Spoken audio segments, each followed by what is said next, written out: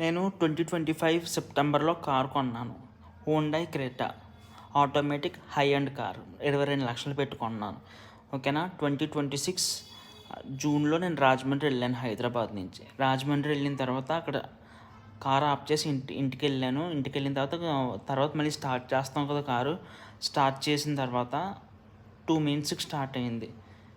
సరే అనేసి స్టార్ట్ అయింది కదా అనేసి కొంచెం ఎదరికి వెళ్ళిన తర్వాత 2 మినిట్స్ ఎదరికి వెళ్ళింది, ఆగిపోయింది. మళ్ళీ స్టార్ట్ చేస్తే ట్రై చేస్తే ఒక 1 మినిట్కి స్టార్ట్ అయింది. కొంచెం దూరం వెళ్ళడం ఆగిపోవడం, ఇదే రిపీటెడ్గా అవుతుంది. ఏమైందని షోరూమ్కి తీసుకుని వెళ్ళాను. ఇంక ఈ షోరూమ్ వాళ్ళు ఎలా ఉంటారంటే, ఏమన్నా కారు షెడ్కి వస్తే ఎంత డబ్బాలా అని చూస్తారనమాట. సో వీళ్ళు ఏమన్నారు, ఒక 1 డే ఉంచుకుని మొత్తం చెక్ చేసి ఇంజిన్ ప్రాబ్లం అని చెప్పారు. నాకు లక్కీగా కొత్త కారు మళ్ళీ ఇన్సూరెన్స్ ఉంటుంది 1 ఇయర్. సో ఎంత ప్రాబ్లం వచ్చినా వాళ్ళే కవర్ చేసుకుంటారు కాబట్టి ప్రాబ్లం లేదు. ఇంజిన్ ప్రాబ్లం మేము ఆర్డర్ పెట్టేసాం, వచ్చేస్తుందని చెప్పారు. ఓకేనా. ఈ లోపల 3 డేస్ ఉంచుకున్నారు అక్కడ. థర్డ్ డే వాళ్ళ సీనియర్ టెక్నీషియన్ ఎవరో వచ్చారట. వచ్చి ఒకసారి పెట్రోల్ మారుద్దా అన్నాడట ఆయన. సో నేను E20 వాడతాను. ఆయన పవర్ కొట్టించారు.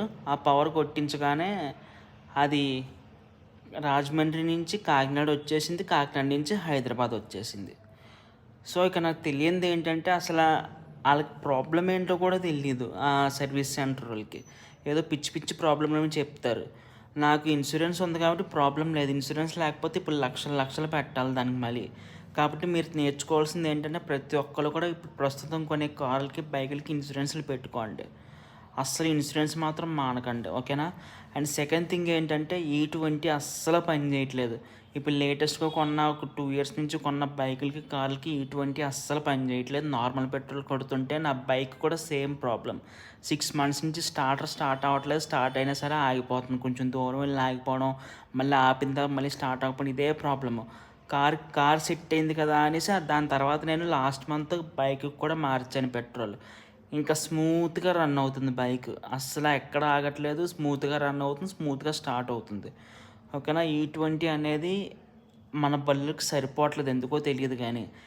XP పెట్రోల్ కొట్టించాల్సి వస్తుంది, లేకపోతే పవర్ పెట్రోల్ కొట్టించాల్సి వస్తుంది. ఈ రెండు కూడా 10 రూపీస్ ఎక్స్ట్రా. ఓకేనా.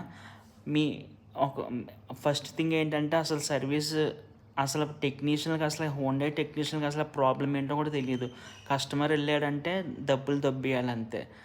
సరే, ఒకవేళ మీకు ఇన్సూరెన్స్ ఉంటే ఓకే, లేదంటే లేదు.